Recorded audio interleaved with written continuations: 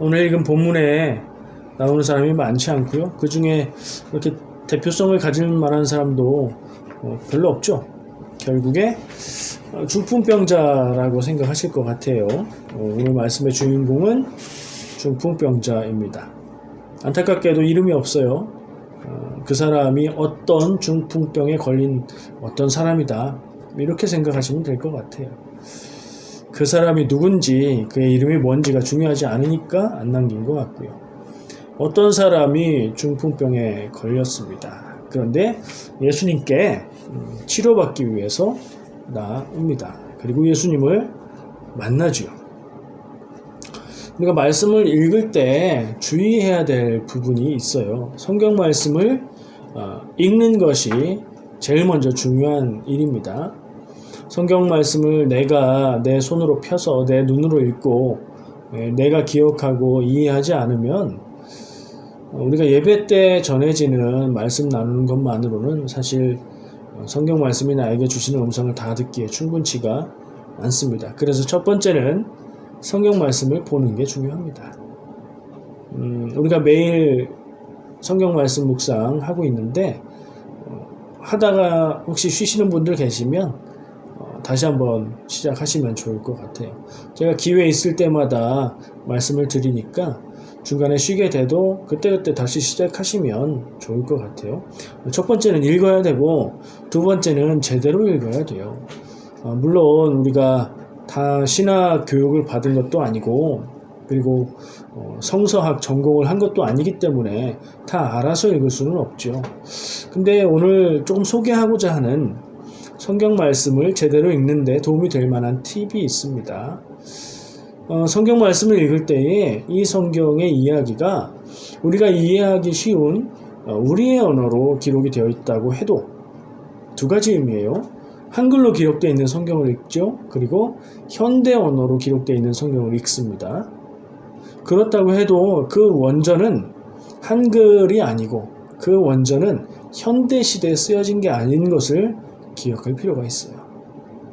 그러니까 우리가 읽는 성경이 한글로 지금 모양대로 써진 게 아니라 원어로 쓰여진 그 언어를 번역했다는 것을 우리가 기억할 필요가 있고, 또 시대가 지금하고 2000년 이상, 신약시대라고 해도 구약시대는 3000년 이상 차이가 있다는 것을 감안하고 읽어야 됩니다.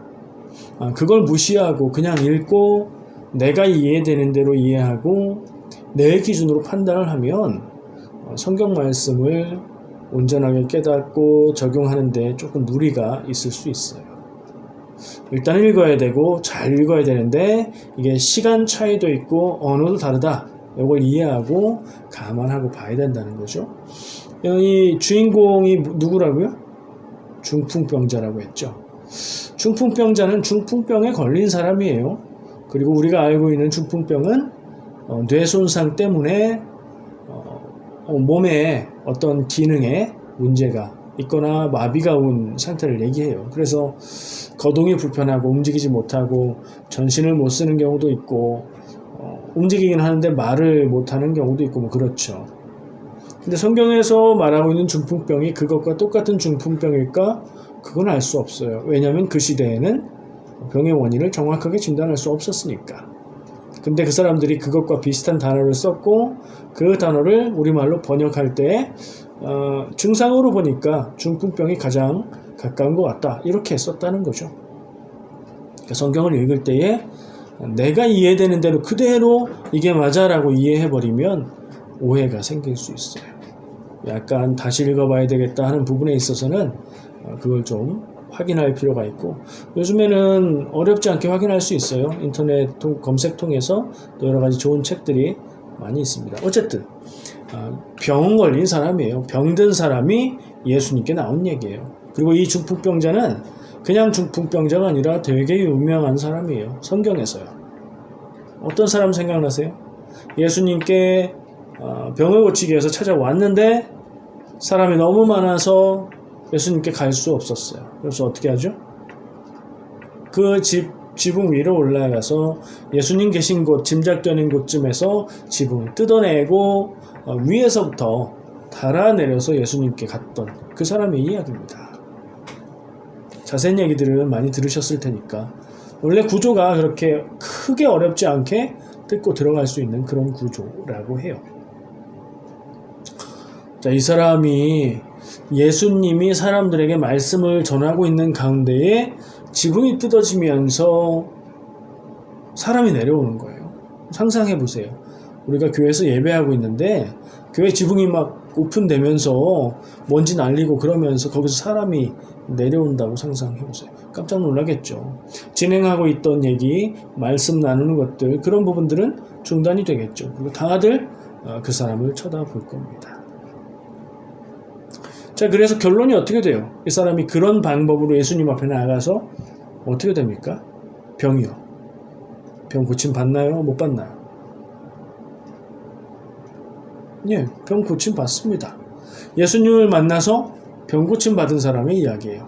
오늘 이 사람 역시 예수님을 만났는데 병이 고쳐졌어요. 근데 특이한 것은 병을 위해서 예수님께 갔는데 예수님은 이 사람에게 병 나으라 하지 않으셨고요. 네 죄가 사함받았다 라고 말씀을 하세요. 그래서 거기 있던 서기관들이 속으로 참나마도다 막 이런 얘기 하죠. 왜냐하면 사람의 죄를 용서하시는, 사람의 죄를 사하시는 그런 권한은 누구한테만 있다고 생각했기 때문에요?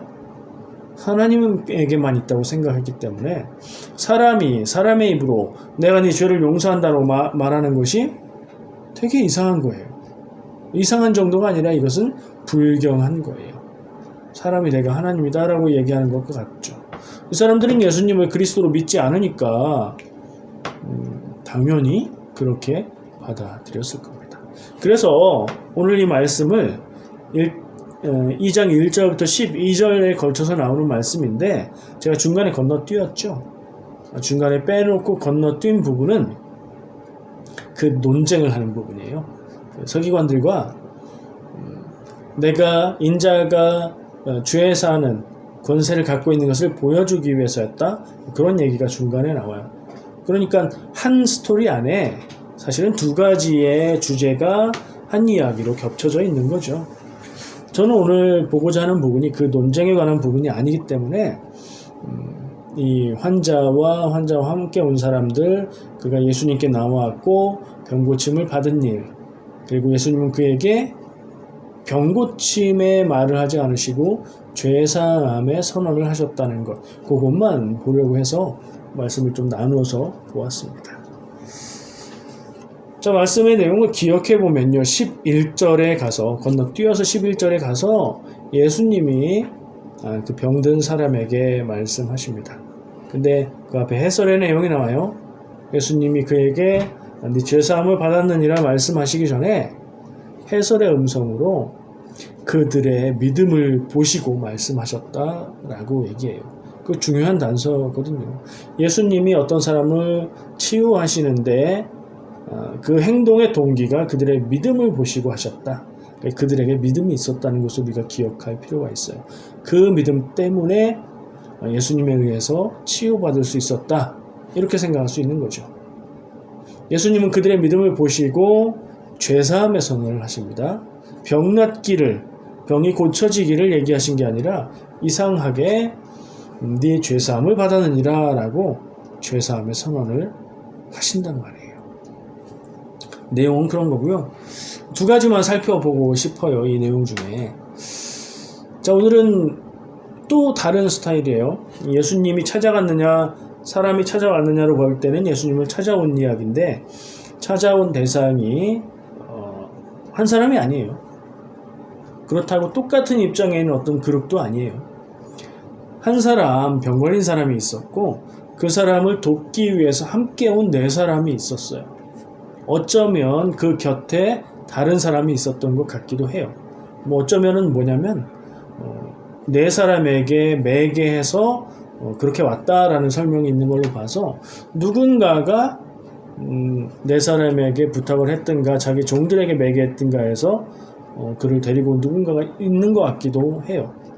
근데 어쨌든 드러나는 사람은 그 사람을 메고 온 4명, 그리고 병자 1명, 혹시 또 뭐 한 사람이 있을 수도 있는 그런 상황인 것 같아요.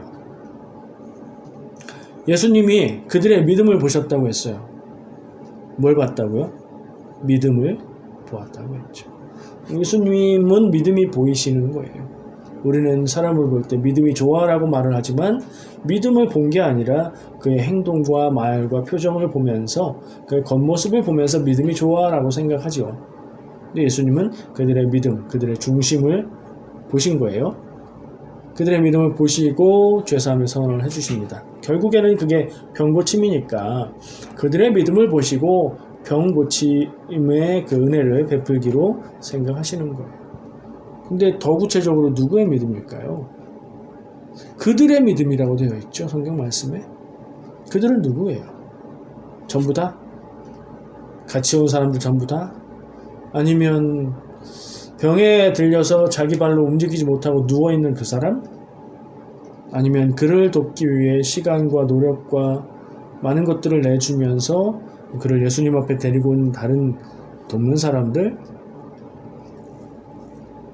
다인 것 같아요. 다. 전부 다인 것 같아요. 먼저는 저는 돕는 사람들의 믿음을 생각합니다. 돕는 사람들이 누가 시켜서 했든 혹은 자발적으로 그를 돕는 직접적인 친구 관계에 있는 가까운 사람이든 간에 그들은 사랑으로 이 병자를 예수님에게 데리고 왔습니다. 그죠? 그들이 그를 사랑한 게 분명합니다. 혹은 사랑하는 사람이 시켜서 그렇게 한 게 분명해요. 왜냐하면 그냥 돕는 일은 사랑하는 마음이 없어도 할 수 있지만 그 일이 한번 가로막혔을 때 예수님께 나아가는 것을 하지 못하게 되는 상황을 만났을 때 이 사람들은 거기서 포기하지 않고 또 새로운 방법을 동원해서 예수님 앞으로 나아가는 그런 행동을 하지요. 이건 사랑하는 마음, 아끼는 마음, 약간 무리되는 상황까지도 감수하는 그런 마음을 볼 때 사랑하는 마음이다 라고 저는 보는 거예요. 다른 말로 표현할 수도 있겠죠. 어쨌든 그 사랑하는 마음이 저는 믿음이었다. 사랑과 믿음은 좀 다른 거죠. 그러나 믿음에서 나온 사랑이었다. 이렇게 생각합니다. 왜냐면요, 예수님 앞에 나아갔을 때에 원하는, 목적하는 병고침의 결과가 나올 거라고 믿었기 때문에 그렇게 할 수 있었던 거거든요. 상당히 무리되는 거잖아요. 남의 집에서 지붕을 뜯고 사람을 달아내린다. 그것도 사람들이 많이 있고 예수님과 말씀을 나누는 중에 상당한 무리가 따르는데 그럼에도 불구하고 그 사람의 병 치유, 병 낫기를 위해서 그렇게 한다는 건 결국 사랑하는 마음이 있는 것이고 그 마음은 믿음으로 이어진 거고 혹시 반대로 믿음 때문에 그 사랑의 마음이 작동해서 그렇게 행동한 것일 수 있죠. 돕는 사람들의 믿음을 먼저 보았어요. 그러면 돕는 사람들의 믿음만으로 이 사람이 그 자리에 나와서 예수님께 치유받았을까? 보통은 병 낫는 사람들은 어떻습니까? 예수님이 얘기할 때 네 믿음이 널 구원했다. 네 믿음이 네 죄를 사했다. 라고 말씀을 하시거든요. 본인의 믿음은 없었을까 하는 생각을 해보면 이 돕는 사람들의 믿음과는 별도로 동시에 있었겠지만 이 당사자, 중풍병자인 이 사람의 믿음도 작은 것은 아니었다. 이렇게 생각해요. 왜냐하면 병든 사람이 병 낫기 위해서 어떤 일을 하는 것은 당연한 일인데 그게 좀 좌절되었을 때 그것을 포기하기도 쉽거든요. 사람들 저렇게 많은데 지붕을 뜯고 들어가자고? 그렇게까지 할 일은 아니야. 그건 안 돼. 그건 아니지. 그냥 집에 가자. 내일 다시 오면 되잖아. 다음에 또 기회가 있겠지. 이럴 수도 있었으니까 말이죠. 근데 그는 절박했던 거예요. 절박했기 때문에 그 마음에 예수님의 치유의 능력을 믿었지 않았을까? 그 믿음이 있지 않을까? 그 믿음 때문에 그는 자기가 끝까지 주장해서 가자고 했을 수도 있고 끝까지 주장해서 약간 무리가 돼도 가자고 하는 사람들의 뜻에 그래 그러자라고 했겠다 하는 생각을 하는 거예요. 그래서 말씀은 예수님이 그 모든 사람들의 믿음을 다 보고 그 마음 때문에 긍휼히 여기셔서 이렇게 병을 치료해 주셨다 하는 생각을 하게 됩니다. 두 번째 같이 나누고 싶은 부분은요, 돌아갈 수 없다는 거예요. 이 중풍병에 걸린 사람은 어땠을까요? 얼마나 오랜 기간 병 가운데 있었을까요? 알 수 없어요. 그거에 대한 기록은 없으니까. 하지만 꽤 긴 시간 동안 그렇게 있었을 것이고 절망 가운데 빠져 있었겠죠. 지금 우리가 생각해도 쉽게 고쳐지는 병이 아니고 그때 당시에 의료 수준으로 역시 마찬가지였을 거고, 예수님 이야기를 들었을 때 예수님께 희망을 가졌겠죠. 우리 지역에, 우리 동네 가까이 오시면 예수님을 만나고 싶다 생각했겠죠. 그렇게 기다리던 시간이 지나고 예수님이 우리 마을에 오신 거예요. 이 마가복음에서는 이 사건의 배경을 가버나움으로 소개하고 있어요. 가버나움은 사실은 이 갈릴리 호숫가에 있는 도시고요. 베드로의 고향입니다. 베드로가 결혼했고 그의 집이 있고 거기 가서 장모를 치유하시고 그런 얘기가 나오죠. 가버나움에 다시 돌아왔을 때에 있었던 일이라고 소개를 하고 있어요. 가버나움에서 예수님을 만난 거예요. 첫 번째로는 아까 얘기한 대로 이 병자가 예수님을 찾아갔지만 더 생각해보면 그 지역에 예수님이 먼저 찾아오기도 하셨어요. 어쨌든 예수님이 오신 그 자리에 찾아갔어요. 근데 예수님을 만날 수가 없어요. 볼 수도 없어요. 예수님 앞에 나갈 수가 없어요. 병 고쳐달라고 청할 수가 없어요. 왜요? 사람들이 가득 있어서 예수님께 갈 수 없었기 때문이에요. 사람들이 그들을 가로막아서 벽이 되어서 장애물이 된 거예요. 예수님께 나아가서 병 고침을 청해야 하는데 그러지 못하는 상황이 생긴 거예요. 절망이 생긴 거죠. 우리가 살아가면서 경험하고 느끼는 모든 절망이 여기에 해당될 수 있어요. 노력하는데 안 되는 순간, 노력한다고 다 되지 않거든요. 노력하지 않아도 되는 것도 있고 노력하면 되는 것도 있고 노력해도 안 되는 것도 있어요. 근데 거기서 포기하면 거기서 끝이고, 포기하지 않고 다시 한번 힘을 내면 거기서 끝나는 것이 아니라 새로운 희망이 생기죠. 절망에 대한 얘기입니다. 돌아설 수 없다, 포기할 수 없다, 그 얘기예요. 여러분들 집에서 쇼핑을 주로 누가 하십니까? 그리고 뭔가를 사는 걸 좋아하는 사람들이 있죠. 제가 그 두 가지에 해당이 돼요. 쇼핑도 제가 하고 뭔가 새로운 거, 좋은 거를 사는 걸 좋아해요. 요즘에는 많이 절제를 하고 있습니다. 근데 제가 뭔가 사고 싶은 게 있으면 바로 사는 게 아니라 조사를 시작합니다. 연구를 시작해요. 제 마음에 이런 게 좀 필요하다 하는 생각이 들고 이게 있으면 좋겠다 하는 생각이 들면 어디서 파는지 확인하고 그 모든 곳을, 제가 할 수 있는 모든 곳을 확인하고 가격을 비교해보고 물건의 품질도 생각해보고 이렇게 찾아보는 시간에 이거 필요한 건가? 이거 안 사도 되는데 내가 욕심 부리는 거 아닌가? 이런 생각을 해요. 그래서 안 사게 되는 경우도 있어요. 사기도 하죠. 사다 보면 사고 나서 이거 정말 필요한 게 아니었는데 샀구나 후회할 때도 있고, 정말 싸게 좋은 물건을 잘 샀다 뭐 그럴 때도 있어요. 계획해서 살 땐 그런데 만약에 어딘가에 여행을 갔다가, 제가 있는 캘거리가 아니라 뭐 다른 데 갔다가 굉장히 마음에 드는 물건을 발견했어요. 이건 계획이 없던 거예요. 충동구매라고 하죠. 그럼 저는 어떻게 할까요 그때? 보통은 그 자리에서 안 삽니다.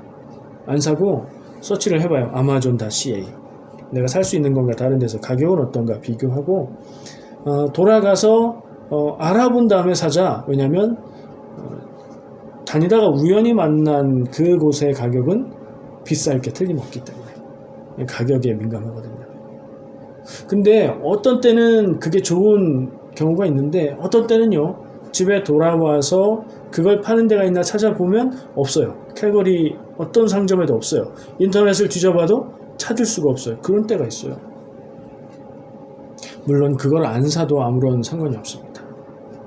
근데 사고 싶었고 마음에 들었는데 찾아도 살 수 없으면 마음이 되게 쓰여요. 계속 생각나요. 그래서 그런 생각도 해봤었어요. 정말 마음에 딱 드는 것이 있고 그게 필요한 거라고 판단이 되면 가격이 문제가 아니라 눈에 보이는 그때 사야 되겠구나. 정말 좋은 거고 필요한 거라면 말이죠. 왜냐하면 나중에는 그것을 다시 만날 수 없을 수 있으니까요. 할인을 하는 제품도 마찬가지잖아요. 저거 할인하네? 살까? 다음에 또 할인하면 사자. 그러고 가보면 어김없이 할인이 끝나 있거나 다 팔렸거나 그렇거든요. 근데 이런 물건 사는 얘기를 제가 나누고 있지만 물건은 사도 그만 안 사도 그만이에요. 없을 때도 잘 살았고 앞으로도 없어도 잘 살아요. 자, 오늘 말씀의 이야기로 돌아가 볼게요. 이 중풍병자가 예수님을 만날 수 있는 기회가 또 있을까요? 모르죠. 알 수 없죠. 어쨌든 지금 이 사람은 예수님 가까이까지 왔어요. 내가 조금만 더 힘을 내서 한번 가로막힌 그 벽을 넘어가면 예수님을 만날 수 있는 기회예요. 이건 제가 아까 얘기했던 대로 좋은 물건이 눈에 보이면 그 자리에서 사는 게 낫다는 것을 바로 적용해도 되는, 예수님께 나아가는 것을 한번 가로막혔다고 포기하지 않고 조금 무리가 되어도 그 자리에서 승부를 봐야 되는, 예수님께 나가야 되는 그런 일인 거예요. 왜냐하면 내일 다시 오지? 내일 예수님은 떠나고 없으실 수도 있어요. 그럼 다음 기회에 우리 마을에 오시면 그때 말씀드리지? 아니요, 예수님은 십자가에서 죽으시고 못 오실 수도 있어요. 그죠? 지금 예수님이 내 눈앞에 있는데 가로막힘이 있다고 포기할 수 없는 일이에요. 이거는 포기할 수 없는 중요한 일. 이 사람은 그 기회를 끝까지 잡았고요. 네 죄사함을 받았느니라 죄사함의 선언을 들었고요. 그리고 네 자리를 들고 일어나서 가라 말씀을 듣고 병 고침까지 얻었습니다. 돌아갈 수가 없어요. 중요한 문제라면, 꼭 해야 되는 일이라면, 나에게 꼭 필요한 것이라면 다음 기회는 없어요. 지금이 내게 주신 유일한 기회. 다음에 기회가 온다고 해도 그것은 그만큼의 시간이 지나가니까 지금 안 할 이유가 없죠. 지금 할 수 있는 데까지 최선의 노력을 안 할 이유가 없는 거예요. 여러분들 무슨 주식을 살 기회, 좋은 비즈니스를 얻을 기회, 이런 거 말고 예수님을 만날 기회, 하나님께 은혜 받을 기회, 예수님을 만나서 내 삶이 변화될 기회는 다음으로 미루지 마세요. 그게 가장 중요한 것이기 때문입니다. 마지막 나누고 싶은 부분은 간단한 얘기인데 아주 중요하고 아주 무거운 얘기지만 내용은 간단해요. 예수님이 이 사람을 향해서 병 고쳐 주실 때에 그에게 네 죄사함을 받았느니라 라고 얘기하세요. 네 병이 나아라 라고 말씀하시지 않고 죄사함을 받았다 라고 말씀하세요. 일단은 의도가 있으시다고 얘기했어요. 인자가 이 땅에서 죄사하는 권세가 있는 줄 보여주기 위해서다라고 말씀을 하셨는데, 그럼 왜 하필 이 사람한테 그 말씀을 하실까요? 저는 이 사람에게 아주 중요한 인생의 근본 문제인 죄의 문제가 있었다고 생각합니다.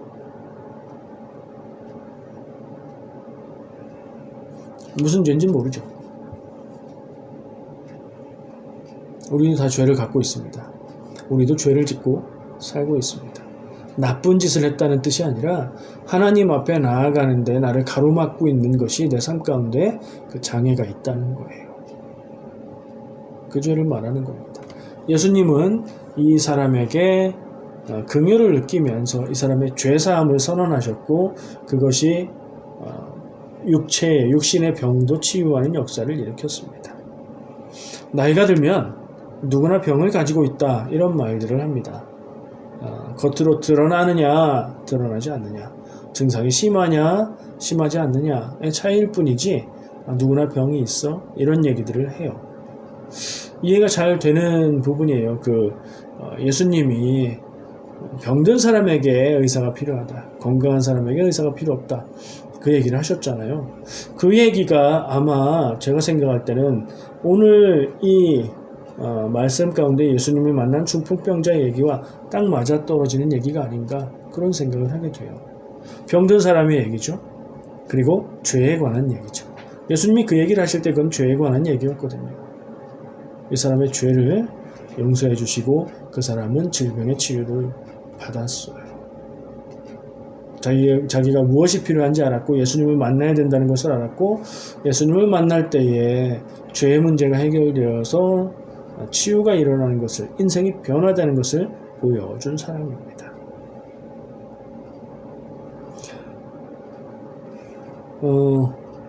병 든 사람도 결국엔 죽어요. 병이 나을 수도 있지만 결국엔 죽어요. 병이 없는 사람은요, 영원히 사나요? 병이 없는 사람도 죽습니다. 인생은 그 끝이 있습니다. 누구나 생명이 끝나게 되어 있다면 병 고치는 것과 누구나 만나야 되는 순간, 심판의 순간에 죄의 문제를 해결하는 것과 무엇이 더 중요할까요? 병은 걸릴 수도 있고 안 걸릴 수도 있고, 병이 나으면 조금 더 사는 거고, 병이 안 걸려도 사고로 일찍 떠나갈 수도 있고, 아니면 장수하고 오래 살아도 사람이 100년을 넘기는 게 쉽지 않고, 근데 누구나 건강했던 사람이나 병들었던 사람이나 죄인이나 착한 사람이나 누구나 죽음 후에 심판이 있다는데, 누구나 결국엔 만나게 되어 있는 그 영원에 관한 문제의 해결이 더 중요하겠죠. 그래서 저는 예수님이 이 사람에게 근본적인 문제를 보시고 네 죄사함을 받았느니라 말씀하시지 않았을까, 그런 생각을 해요. 그런 생각을 해보니까 이 사람만 죄인이 아니고 나도 죄인이다 하는 생각을 하게 돼요. 여기에 덧붙여서 너도 죄인, 당신도 죄인, 이런 얘기는 할 필요가 없어요. 이 사람도 죄인이야? 나도 죄인이지. 내가 하나님 앞에서 완전하지 못하잖아요. 그것만 깨달으면 돼요. 나에게 있어서도 인생의 근본적인 문제는 죄다. 누구나 예수님의 심판 앞에 서니까 내가 큰 죄를 지었다는 얘기가 아니에요. 누구나 예수님의 심판 앞에 설 때에 그것을 좌우하는 것은 병에 걸렸냐, 건강했냐, 착했냐, 나쁜 짓을 했냐, 이게 아니라 죄의 문제를 해결했는가, 하나님을 알고 하나님을 바라보았는가, 예수님을 구원자로 믿고 그렇게 살았는가, 이런 부분이니까 말이죠. 결론은 그거예요. 결론은 인생의 근본 문제는 죄라는 사실이에요. 우리가 그걸 깊게 생각할 필요가 있습니다. 죄는 가지고 사는 게 아니에요. 우리가 뭐 어떤 병들은 그냥 잘 관리하면서 평생 같이 가는 거야, 이런 표현도 하는데, 죄는 그렇게 할 대상이 아니에요. 물론 현상적으로는 우리는 죄를 짓고 연약하고 부족한 가운데 살아가요. 그런 의미에서는 죄 짓고 살죠. 그런 의미가 아니라 내가 해결해야 될 죄를 이거 그냥 평생 가지고 사는 거야 하고 그냥 가지고 가는 게 아니란 얘기예요. 죄는 해결해야 되는 거예요. 죄는 풀어야 되는 거예요. 죄는 내 인생의 발목을 잡고 내 영혼의 발목을 붙잡고 있어요. 내가 하나님 앞에 더 가까이 가지 못하도록, 내 인생의 괴롭고 슬픔 가운데 절망하도록 그렇게 만드는 게 죄입니다. 해결해야 돼요. 예수님이 소자야 네 죄사함을 받았느니라 라고 말씀하시는 이 얘기가 나를 향한 얘기로 들리시기를 바랍니다. 그래서 내가 이 죄의 문제를 해결하고 주님 앞에서 해결받고 그렇게 나아가는 내가, 여러분들이 되시기를 축복합니다. 자, 오늘 중풍병에 걸린 한 사람에 대한 이야기를 생각해 봤고요. 믿음에 대한 얘기를 생각했고, 가장 근본적인 문제는 죄라는 생각을 했어요. 교회에서 이야기할 수 있는 뻔한 이야기죠. 그러나 그게 가장 중요하기 때문에 그 얘기를 반복해서 합니다. 한번 생각해 보시죠. 나는 함께 가고 있는 내 삶 가운데 늘 짊어지고 가고 있는 죄가 무엇이 있는가 발견하시고 해결하시기를 축복합니다. 기도하겠습니다.